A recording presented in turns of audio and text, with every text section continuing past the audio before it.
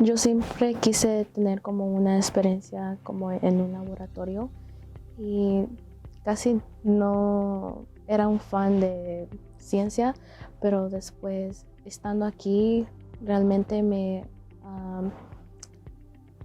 gustó bastante y le puse más como empeño a hacer los proyectos, aprender más sobre este tipo de trabajo y realmente siento que es una buena experiencia porque um, aprendes muchas cosas. Por ejemplo, si tú no sabes algunas cosas, aquí puedes aprender. So what I'm having Stephany work on in the lab here is she's helping me basically get a fundamental understanding of what's the difference between macrophages and microglia, but also what are similarities between these two different phagocytes.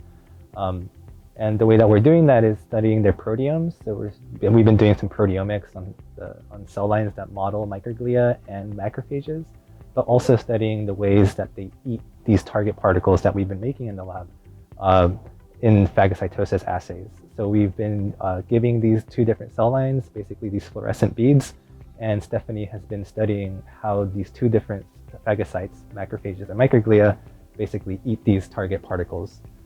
And like how differently phagocytosis looks between these two different cells.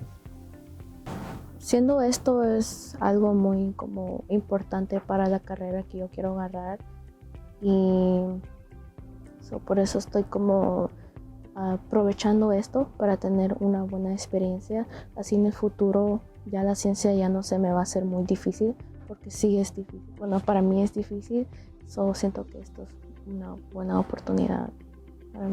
Yeah. I always want to make sure, like when I go into a mentoring position, that I like give those students like the guidance and like believe in them, and also just be patient with them because it's like very hard to work in a lab, especially when you don't have any experience.